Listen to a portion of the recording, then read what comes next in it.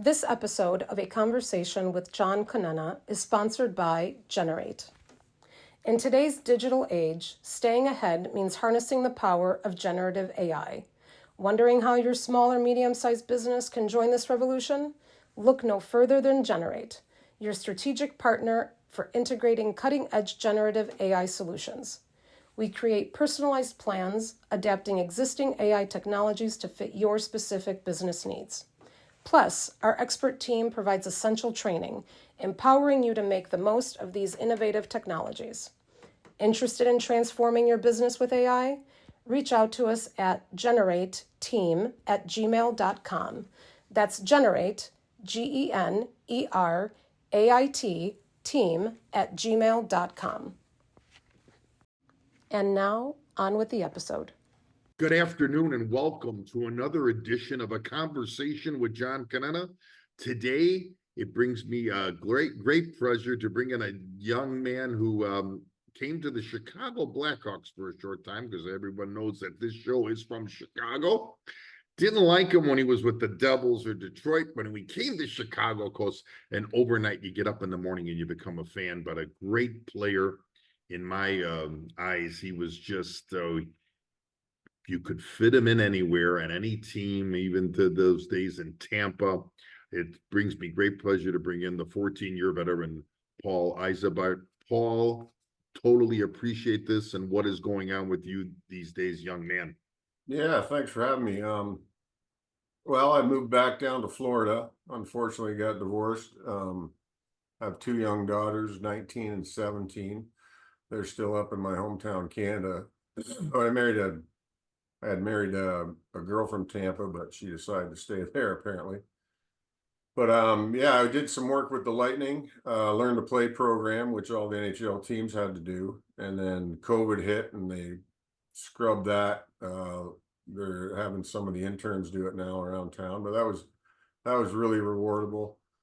Teaching kids that haven't been on the ice from 5 to 9, never played organized hockey, and Wow. they're suited with equipment, $100 and you get everything. And that in a rookie league right after that session. So my Saturdays were full.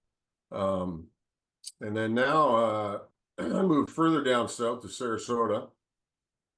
And just in the tail end of starting, not a podcast like you have, but something similar. It'll be, it's called myfunda.com. I'll talk about everything, starting from hockey to you name it. Right. We'll sell some apparel with that logo on it, with some sayings, old hockey sayings. Okay. I mean, I started writing down hockey sayings in the dressing room, and it goes on and on and on and on. I just remember those were the best times in the locker room and on the ice. For sure. I got it. Paul, you are you born and raised in Sarnia, Ontario? Yeah, just south of Sarnia, Crun, Ontario. So it was like 10 minutes south of Sarnia, a little small town. Born and raised, and went to school in Bowling Green. Didn't even know about it. Was drafted by the Sudbury Wolves in junior when I was 16. Went up there for 3 weeks, and crap, I probably only weighed 142 pounds, something like that, 49 pounds. And Billy Harris was coach then. He kind of said, well, kid, you won't probably play a bunch till Christmas. So I just called my dad up and he says, well, get on a train and play junior B again. So went back home, played junior B, and I got drafted at junior B. My birth date was May 15th. The draft was June 1st. And yeah, I was drafted by New Jersey. I didn't even know. Like nowadays, kids go to they go to the arena that's hosting the draft. And sure, I was out. Dad had to call me, wave me down. I was playing catch with my buddies out front, and said, yeah, Max McNabb's on the phone. I go, who? Holy I didn't even know Max McNabb, right? No, it's something New Jersey, he said. So anyways, I get on the phone and he told me I was drafted by the Devils, 4th round, 74th overall, I guess it was. Was Max McNabb Peter McNabb's dad? Yeah. Yeah, I remember Peter, of course. I'm pretty sure, yeah. Yeah, growing up watching Peter was a scout. Buffalo and Boston, yeah. Sure. Yeah, Peter was a scout, I think, for New Jersey then too. At that time, yes. You know, that's amazing because I think you were what, 74th overall in 1984, correct? That you got picked? Yeah, and 84, yeah, that was a good draft. Who was in that draft? Was I don't know, Eddie Lemieux. yeah, that's right. Yeah, Eddie Olczyk, Mario Lemieux. What was Mullen in that draft? Kirk Muller. Yes. Yep, Kirk Yeah, Muller all those was guys. third overall or something. Yeah, that was, you're right. That was a great draft and some great players as yourself in that thing. So, I mean, what was the forte to get noticed, if you think, because here I always played on an amateur level here in Illinois. I mean, got up to my second year of college, ball game was over, I was a goaltender. But what was the forte? Was it the skating? Was it the shooting? Was it the skill? How do you get noticed to our audience here? Well, I was always taught by one of the coaches. I wouldn't have made it without him, Tom McVie in the minors. I spent 3 years with New Jersey's Farm Club in Utica, and he always used to say, offense will get you there, defense will keep you there. Wow. So coming from scoring a lot of points in college and obviously all the way up through the ranks, I could score, but I really didn't know the defensive part of it. And along with that comes everything else. You can start rhyming off, integrity, honesty, working harder. There's always somebody working harder than you. That was Sure. another saying that I learned from all the guys that came from Sarnia that played in the NHL. My cousin Mike Crombie, you had the Pat Verbeek, Bobby Gould, Jamie Hislop, Tony McKegney. Right. Oh, I'm missing a bunch too. Guys that played maybe a year, Craig Neenhouse. But a lot of guys went to college from there. So yeah, it was kind of a melting pot. And when I seen these guys work out in the gym, I knew I wasn't doing even half the stuff they're doing. Wow. They got the puke bucket in the middle of the training room, and they were there for 4 or 5 hours. And I'm just Sure. sitting there watching them kind of filtered in. And I was still only, 16, 15, 16, 17 then. And, the Hunter boys were from there, Dale and Oh, Dave. God, Dale, yeah. Jeez. And it was just like, I just go, wow, that's what it takes. So there's a lot of different dimensions to either you want to do it or you don't. Talent will Right. get you so far, but then everything else has to fall into place as far as, how good do you want to be? I mean, I played with guys that were better than me skill wise, and they never made it. So Exactly. And Paul, thank you for bringing it up that way. It's amazing that how the work ethic of how you have to be every day. This isn't just a part-time thing. It comes into play, like you said, you could have the talent, you could be the greatest stick handler in the world, you could be the better offensive, and like McVie, who was part of the New Jersey Devils for so many years, yeah, says it best about the I love that line. It's got to be the first defense will keep you there because I always used to tell players that I coached here in Illinois on the amateur level, you got to skate as hard offensively. You got to come back and back check too. Don't be lagging at the center line looking for right. stretch pass, right? Yeah, and it's easy to put, here's where you need to be. That's your defenseman. Now it's a different defense. They collapsed because the blue line's moved out 5 feet further. But when that blue line was in closer, one stride, and that's the top of the circle shot from a D. So that was your man. Sure. But hustle, you can't teach hustle. Yeah. Yeah, I can imagine. Yeah, I can imagine. Sure. No, you can't. So. That has to come from the heart to get to keep moving for sure. Yeah. Question for you: when you came up, I mean, you had a great career with the coming up. I mean, through the ranks with the Bowling Green Falcons and of course the the Utica Devils. I mean, you seem to always find you put the puck in the net wherever you went.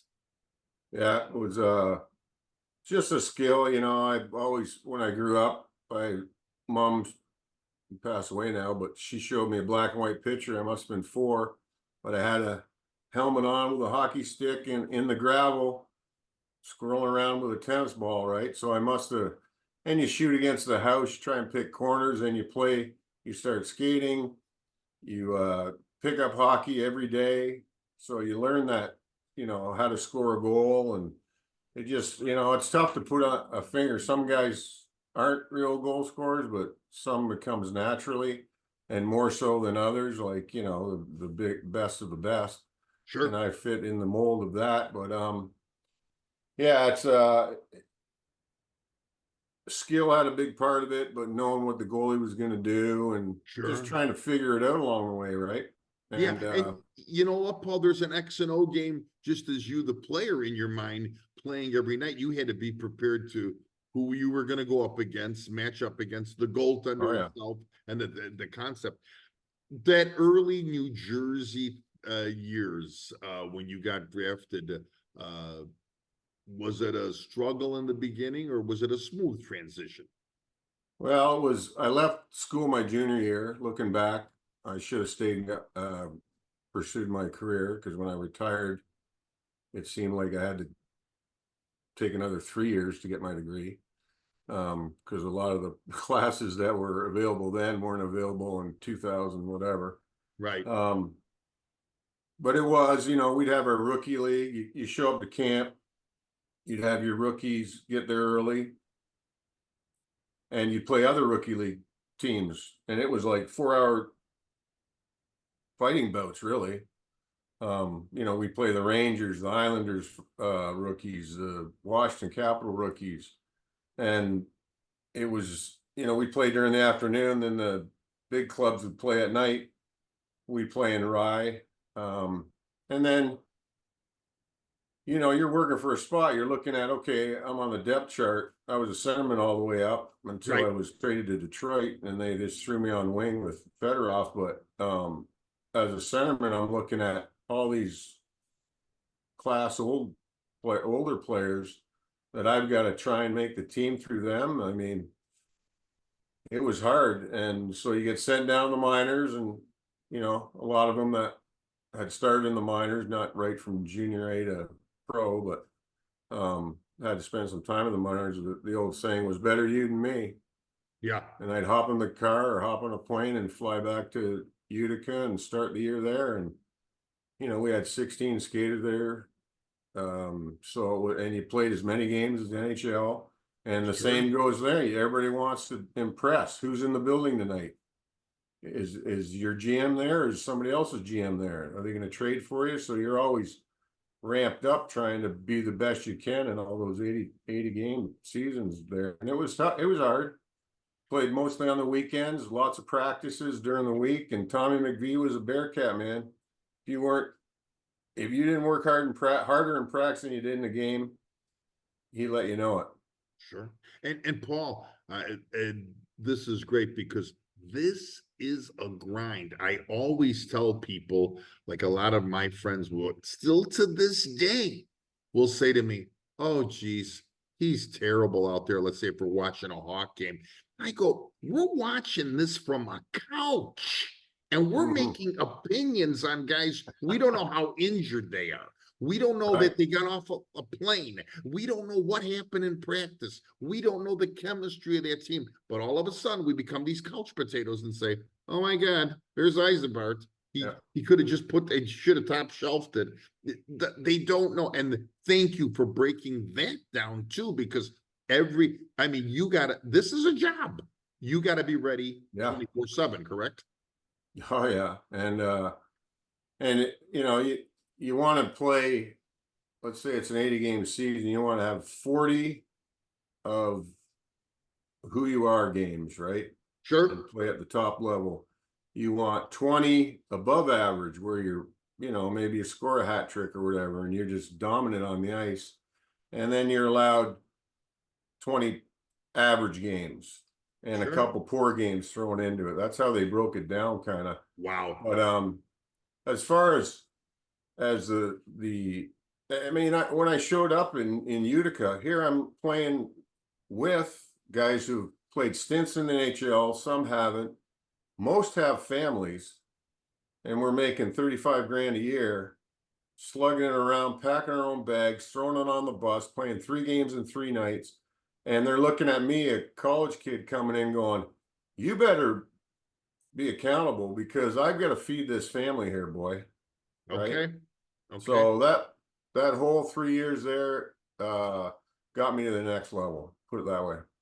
And that's amazing. Yeah, I mean, these are things that, you know, I want you to know, I've interviewed a few people about that, that I didn't know about this part of it. This is an everyday grind. I gotta ask you, I know those the early New Jersey years, from like, I think you come up in 88, 89 and that. I felt as the hockey guy watching hockey that you really come into your own when you get traded to Detroit. Is that true? Yeah, well, I had the year before I was sent down after my 3rd year, and that was my option year.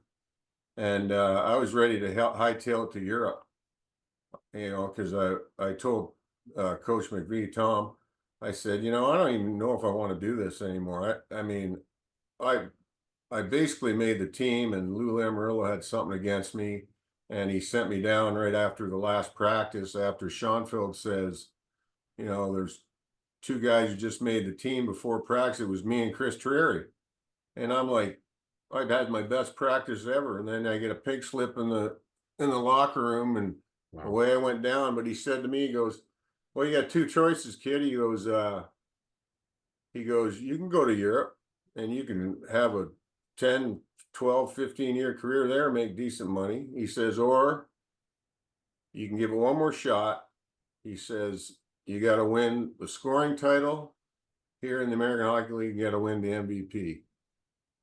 And he goes, "I'll No give you a day to pressure. think No about it." pressure. Yeah. So I came back the next day. I said, "Okay, I'm all in." And he made me captain.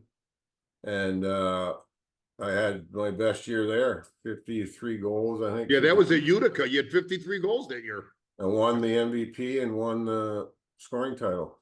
Wow, fantastic, fantastic. Yeah, and that's when go back to New Jersey, signed another 2-1 with them, made the team, traded November for Lee Norwood, and went to Detroit and was moved to wing, which to me was an easier job because I didn't have to go 210 feet all the time. Yeah. But I had one responsibility, that was that defenseman, right? The left defenseman. And of course, playing with Fedorov, I mean, come on, man. It was a dream come true. Just Right. feed me the puck. I think I had more breakaways in Detroit in my 3.5 years there, whatever it was, than I had my whole career. I mean, Yeah, you guys were a great line. Who was the right winger on that line? yeah, so I played right wing, and Sean Burr, God bless his soul, played left Yes. wing. And then when we needed a goal, it was funny, they put me, Fedorov, and Ysebaert on the ice. And I guarantee you we scored 70% of the time when we were out there. And I never once played on the power play there. That was, you talk about a great line. That save that for later because I'm going to ask you. We'll see what your answer will be. Yeah. But you talk about clicking on all cylinders. You, Ysebaert, and Fedorov, who could skate the friendlies, for sure, without a doubt. Yeah, I just felt that. And of course, that was a great rivalry with the Chicago Blackhawks all the time. Yeah. Every time we played you guys, you seemed to be on the ice with those guys all the time. It was, who was that early coach in Detroit for you? That was Brian Murray. Brian Murray, right. And right. then he was replaced by Scotty Bowman, I think, in 95 or 6. Yeah. 95 maybe. And then Scotty brought a bunch of Hall of Famers in, and they won the cup 97, sure. I think. I got to ask you, was the culture or the thing in Detroit totally different from the New Jersey system? Yeah, totally different. I walked in there and original 6 team, right? But from top to bottom was Mr. Illich. Everything trickled down through him. Great man. His wife was great. They went to every game. And, when Sean Burr passed and Mr. I, he had passed. So we went to a wake in Detroit, and Mrs. I was there. And this is back in 2000. I forget when Sean passed away, but it's 20 years after the fact I played Sure. with them. And she goes, Paul, how you doing? Wow. How's my Rocket Man? And I'm going, how do you remember that? So that just tells you what they were like as owners and what it was like to play in Detroit, and just a hockey town it is. It was awesome. And you talk about right there, because just you got that nickname out of Detroit, the Rocket Man, earning that nickname. But I got to tell you, that tells you the passion of an organization to remember something like that, to remember, hey, Paul, how you doing after so many years. You had a great career in Detroit. I mean, please, I mean, Yeah. even that last year in Detroit, I know you scored about 34 goals in an 80-game schedule. Yeah, it was a good year. Plus minus, I won that, and Yeah, that was and that's something I want to talk to you about too before we get yeah. the plus minus thing. But what happens there in 92, 93? I know you go to Winnipeg for a little bit. Yeah, so I was called in the summer. I was on the golf course. Same politics in hockey that a lot of guys will touch on, right? There was Sure. no free agency. It was during the expansion draft. So they kept Ray Shepard. They got rid of me for Aaron Ward, and went there, signed a new deal though, signed a good 3-year deal with Winnipeg. And the GM there, his name's defying me right now, but he signs me with the deal, and then I show up for training camp, and John Paddock, they fire him, and John Paddock becomes GM and coach. Okay. And for some reason, we had a decent team. We had Solani, Oh yeah. Tkachuk, um, uh, who was my who was a good centerman there? Jamnov. It was Howard Chuck there. Howard Chuck was gone then. He Yeah, was he gone was already. gone. Okay. Yeah. But Jamnov was there. And then Alexei, first game we're playing the Red Wings at home there. oh, And I knew something was up. I'm like fired up for it, right? Go to pregame skate and get a tap on the shoulder on my way off the ice. Says, yeah, you're not dressing tonight. gee. And right from there, I said, okay, what's going on here? So I was playing with Chris King the next game with Ty Domi and Chris King, or Mike Eagles as my centerman. And I'm going, this ain't going to work at all. And then I had it about a week before we were playing St. Louis, and I just barged into, we're on the road. I barged in. I said, you trade my fucking ass right now on the trade deadline. And they did. They sent me to Chicago, and that was like awesome. Yeah, I mean, and the Blackhawks needed that type of player. I'm going to stop you right there to tell you this. As you know, I know I've been going through some of the teams and how you've broken this down. But one thing about you, Paul, over the years, everywhere you went, you were able to fit in. I mean, yeah, I know. Here you go from a Fedorov and an Iserman to a King and a Domi. I mean, that's now we're talking night and day here, and we're not cutting down anybody when we're saying this, but now, basically you can almost say in some respects, and you correct me if I'm wrong. Now, we playing 5-on-4 here now, because sometimes, the matchups would be, sometimes the matchups, you feel like you're playing 5-on-4. Yeah. Coming to Chicago, what was your feeling? Noah, here's another original 6 team, a team that's always been competitive, a team that's always just kind of missing something. What was your thoughts? Yeah, I was traded. Tony Monty was traded that day too, and I look back after listening to JR's podcast with you. Him and Tony worked out great, and I'm thinking to myself right then and there the other night when I was watching, I'm going, well, why couldn't I have been the left winger?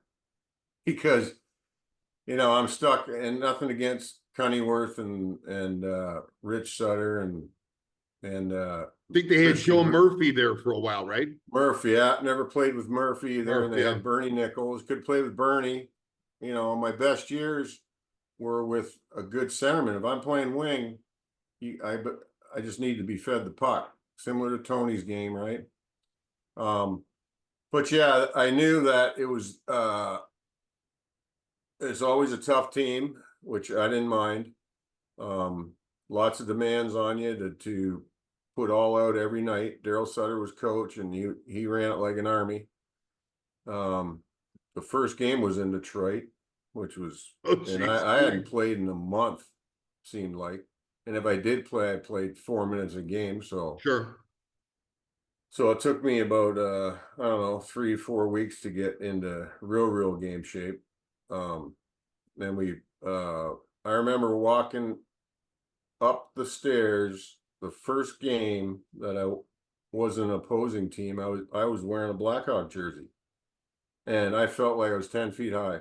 Now I know. Wow. Now I know the reason when you're a visiting team coming in, they say just survive the first 5 minutes. And even if we're down by a goal after the first period, we're in the game, because nobody touched the puck in the first 5 minutes. It was finish your check, finish your check, finish your check, finish your check, right? And that was just that was what the Blackhawks were made of. Paul, that was in the old building, right? In the old Chicago Yeah. Stadium? Yeah. And, I always wondered too, as the fan, I used to always turn to my dad or somebody that I was with, a friend, and I would say, I wonder, can these guys hear how loud it is in this freaking place? Oh yeah, we could hear it. If I was on the bench, I'd have to yell during the national anthem so somebody could hear me. Wow, incredible. How did you like those? You spent 2 years with us here in Chicago. I mean, yeah, it was we got locked out the last year. Yeah, 94, 95. I played the first year, made the playoffs, and we got beat up by Toronto. JR touched on that a bit. Yes. And then the following year we had the lockout, and then we moved into the United Center. So I played the first game in the United Center, and I think I got traded in February, I think, to Tampa. Yeah. So and believe me, I mean, JR hits it up right on the head when he says we had a lot of characters in there. Characters meaning, from Chelios to Roenick to Belford to, they were all their own pieces, but when we got on the ice, it was all for one for all, right? Dirk Graham, brought us all together. And I look back and I say, I wish I could have played with a Jeremy Roenick, or when I was in the times I played with Jamnoff in Winnipeg, I'd get 3 points. Sure. I ended up with so many points there in so many games, but I needed a good centerman. If you're going to throw me on the wing and me not be a centerman, I needed a good centerman like those guys and Fedorov. And you know what, like a Fedorov and a Jamnov, Paul, they saw the ice, right? They could they could see the play develop. An Alexei Jamnov and Sergei Fedorov, for sure. Yeah, great. But you move on to Tampa. Here again, you move on to Tampa. Another situation, you become captain there. You become a leader there.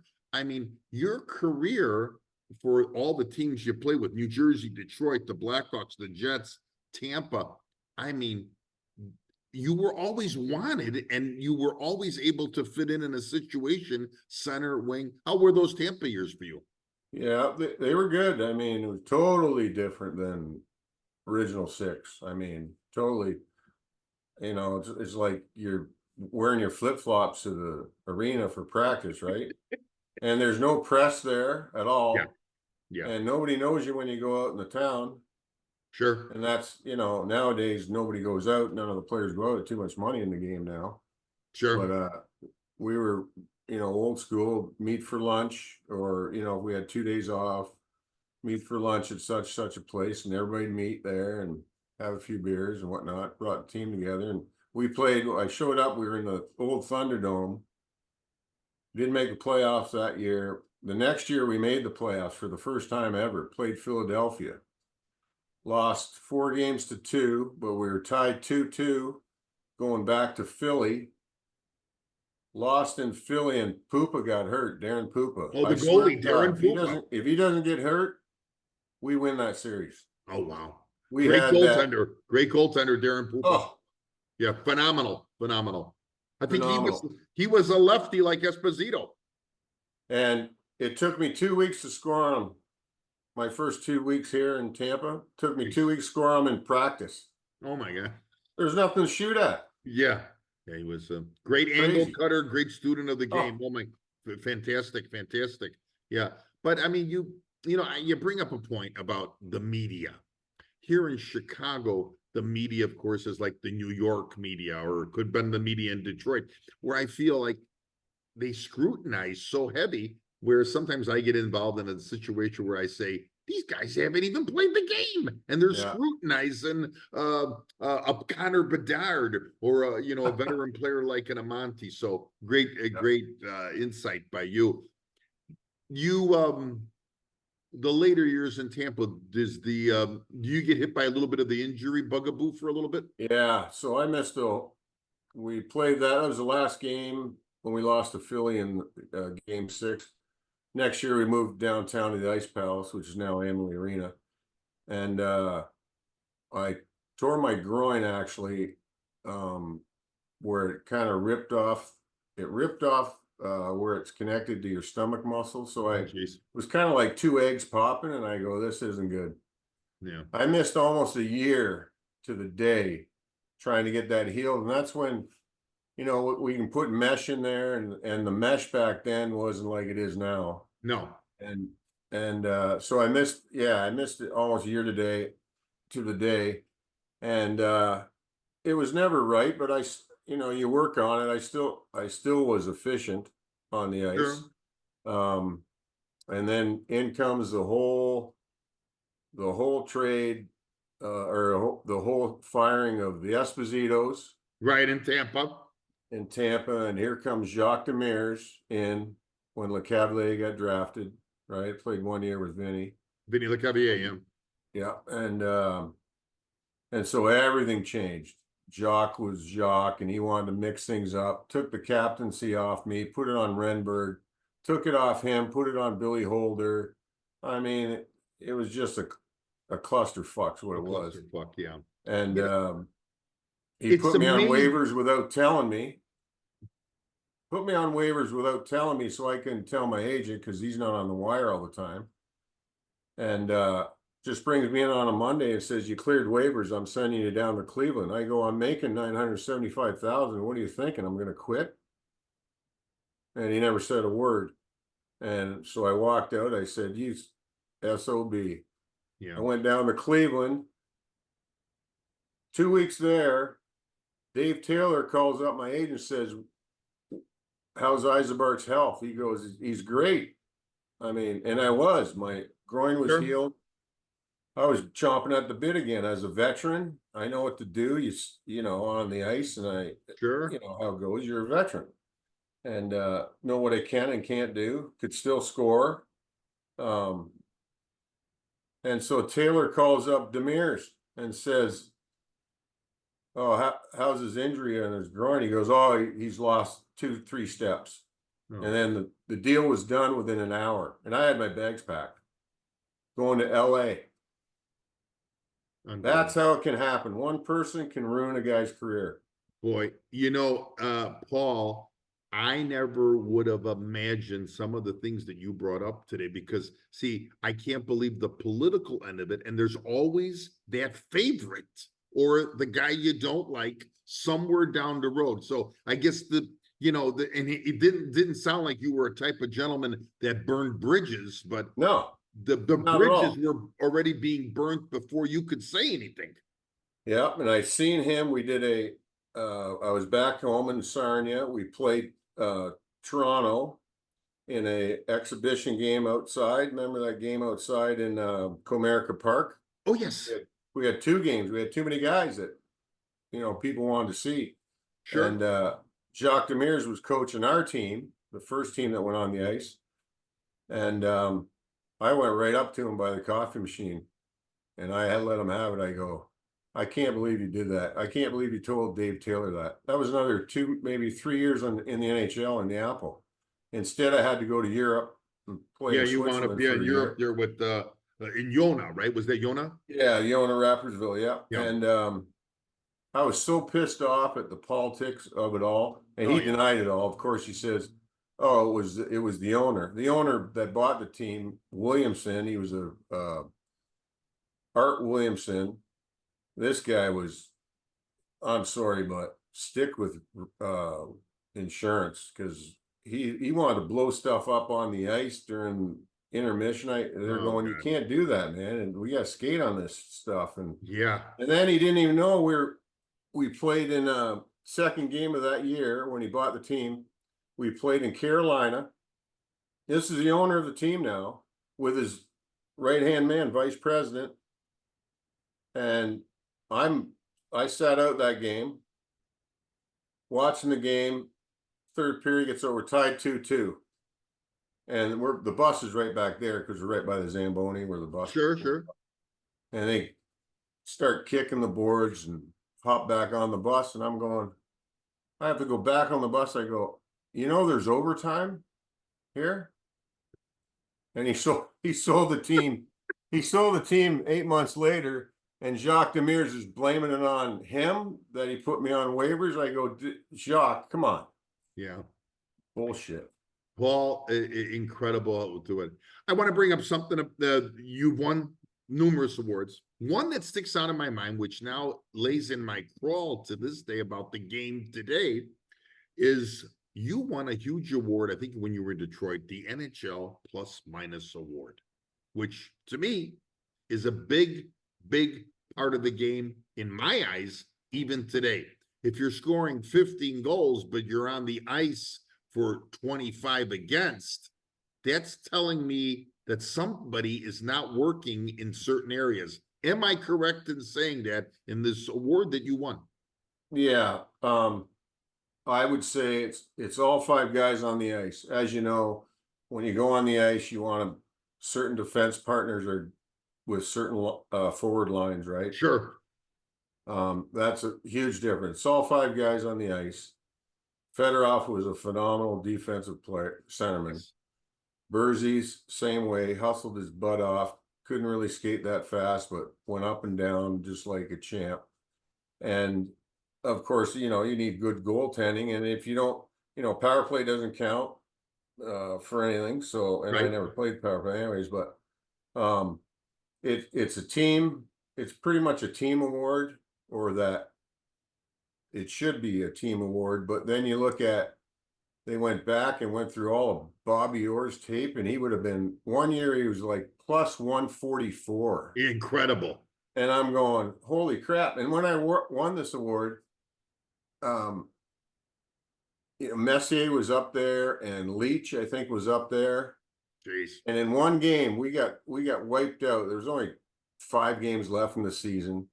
We were right behind Pittsburgh for the President's Trophy. That's when we lost against Toronto in overtime at home in the first round. That's always the toughest round to win, but we lose 6-1, and for some reason I was -5, and I was only 5 up on Mess, who was in New York at the time.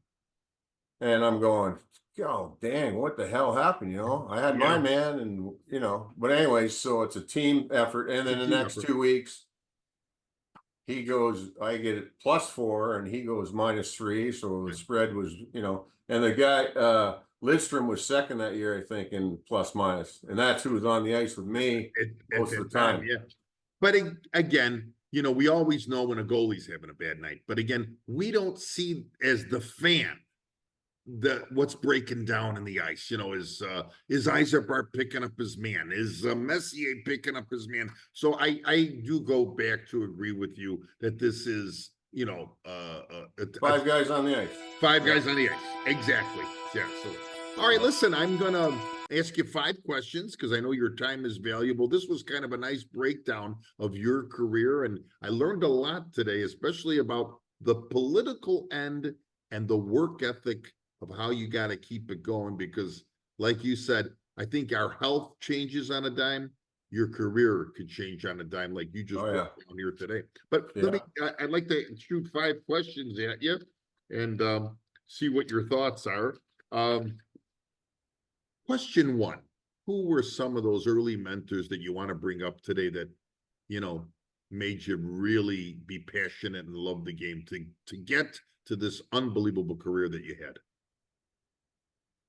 Well, it'd have to be Eric McKenzie, who as a 14-year-old brought me up in the small town of Corona where I grew up. Moortown was where the rink was. We had a Okay. junior C team, and I was on the team at the start of the year, and I'm just a small guy. I'm playing against 21-year-olds, and there was a different coach. He cuts me from the team. The coach gets fired, and Eric McKenzie comes in and says, "All right, kid, come on back. I'm going to show you what it's like to Right. move up." And he showed me faith, and he showed me that I could play against older and better guys. That was Wow. number one. Number two was the biggest role model, and he was Tom McVie. Without Tom, I mean, I was a college puke to him, and he made sure that I was downridden my first 3 months there, and then he just seen if I would get it or not, and then he slowly brings you up, brings you up, Right. and then look what I just explained what he did the third year, and Yeah. he was it, man. And I made sure I called every coach that I could think of, even Jerry York from Bowling Green. He showed great confidence in me too, but Yeah. those were the two guys. But I made sure I called every coach that I went through to establish my career, and that was one thing I always kept in the back of my mind. I'm going to call him. Yeah, I just called him out of the those are blue. great. Those are great kudos, and I know you brought up McVie a lot today in this thing Yeah. of the New Jersey Devils. I want to ask you, what's your favorite movie of all time that you could watch over 200 times and not get bored? Well, there's three of them probably. Godfather, all Okay. of them. You're not saying this because I'm Italian, no, right? No, I know. No. I was good friends with Chris Spielman, and I really liked Braveheart, Oh yeah. and probably Gladiator. Okay, great. These are okay. The Paul Ysebaert go-tos. Yeah. Yeah. And during the Christmas time, Passion of the Christ for sure. Very nice. Very nice. All right. Question 3. You mentioned some guys in the beginning, but if Paul Ysebaert's the coach and he's a player coach and he had to pick a line, but Paul's the center, who's his left wing and right wing that he would have loved to have skated with of all time? Oh, well, I'd move over to wing because I'd want Gretzky there. Okay. You'd have 200 goals, right? I'd want Gretzky there. Lemieux can play the other side. Okay. And then Paul Coffey to me was just Oh, yeah. incredible. I mean, could skate backwards as fast as I could skate forwards. Would you consider Paul Coffey the Bobby Orr of the modern era? Yeah, with them that win those cups, yeah. He was the closest thing you could get. He was the best skater. Yeah. I think next to Bobby Orr. You could just tell on the ice. He had a flow to him, Paul, right? He had a flow to him. Yeah. Oh, effortless. Effortless, yeah. Without a doubt. Effortless. But I gotta say, that would have been a great line. You, Gretzky, and Lemieux. I would have liked that. You could put the puck in the net. So that's why I'm saying you would have scored. Michel Goulet once said, if I could play with Wayne Gretzky, I'd score 100 goals. Oh, yeah. Oh, I guarantee you Michel Goulet could have. Yeah. Oh, yeah. Look at Brown. Look how many goals he scored. And he was just standing by the net. Put your stick down, dude. Incredible. All right, let's go the defensive route. Who are your top 5 goalies of all time? Old school, new school. Your top 5, Paul Ysebaert's top 5 goalies of all time. Well, Koopa's my fan favorite when he's healthy. Bad back, but when he was on, he was on. Grant Fuhr. Darren Poopa, Grant Fuhr. Yeah.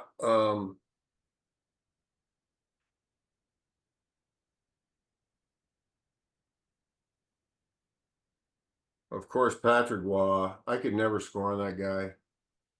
Never, ever score on that guy. At least I scored on Grant Fuhr a few times. But Patrick Waugh was phenomenal. And then there's a bunch of guys in the mix, like, Eddie. When he's on, he's on. Eddie Belfour. Yeah. And the rest, you top yourself off with guys that I couldn't score on, right? Which was pretty evident. I love Tretiak when he came in with the small pads and Incredible reflex goaltender. and then I watched some of his workouts with the Red Army. It's stuff that Unbelievable. we're doing now. The kids are doing now today. Yeah, This is exactly. And back this in was '72. that was 72 in that Summit Series. Incredible. Yeah, they were training for war the way he was training, right? Yeah, and they're holding 50-pound weights doing that dance they do, right? They might, you know what I mean? Jeez. Going on one leg and the other, and they're going, yeah, this is Tretiak's workout in '72. We're Incredible. just now getting it. Yeah, incredible. Yeah. Last question for you before I let you go, because I really appreciate your time here today. I'm doing the interview, of course, here today. But if you had to interview somebody or take them out to dinner, could be a man, could be a woman, hockey player, whatever. It can't be me because I know you want to interview me. Yeah. Yeah. Can't be me. Who would it be, Paul? Two people. Probably I'll right give you now. two. Probably Donald Trump. Okay. I want to get inside his head because I know he made $1 billion, lost $1 billion, made $1 billion, lost $1 billion. Now he's Right. then he becomes president and he's clean up the swamp. I mean, he's the only self-sufficient. He's not a politician, and I want to know what drives him. Right. I got a lot of questions for him that just not as the president. I mean, who cares when he tweets out stuff and that? I want to know him as a person. As a person. And like you said, that's the key word here, underline in yellow. What drives this Donald Trump? Yeah. Incredible. Paul Ysebaert, I want to thank you for today from the bottom of my heart. I really mean this, Paul, and I do mean what I said when I opened this today. I loved everywhere you played. Of course, I'll never forget those couple of years in Chicago. And I did hate you in Detroit. I hated you because you seemed to be always scoring on us. You were always in the right place. But listen, thank you for being honest in a career, a great career. I mean, somebody doesn't become professional for 14 years without hard work ethic, and you had it. Paul, I truly thank you for today. Yeah, my pleasure. Look for my podcast, everybody. I will. And Paul, I'll get this out to our audience on YouTube and Spotify. So you can see this. And, hope to see you. All right. Thank you so much.